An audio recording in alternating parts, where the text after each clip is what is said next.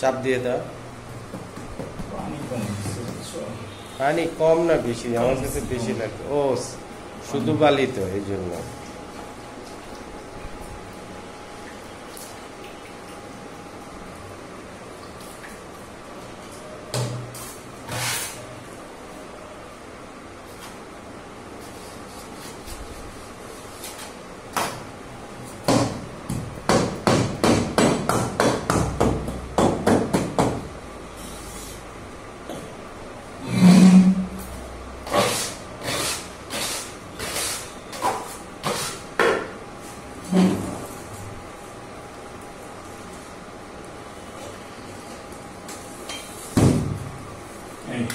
বাড়ি দে, সাইডে দুইটা বাড়ি দিতে হবে, আস্তে আস্তে আস্তে।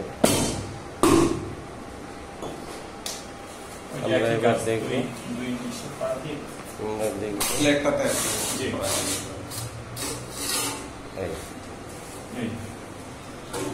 ওই সিমেন্ট বালি হলে এই প্রবলেমগুলি হয় না। সাধারণত হয় কি, এটা ড্যামো তো, ড্যামোতে একটু এই হলো এটা আমাদের, এই হলো এটা, এটার সাইজ দেখুন, মানে এটা দুইটা, হ্যাঁ, দুই পাশে দুইটা হয়ে গেল। এটা 8 ঘন্টা পর্যন্ত শুকানোর জন্য রাখতে হবে।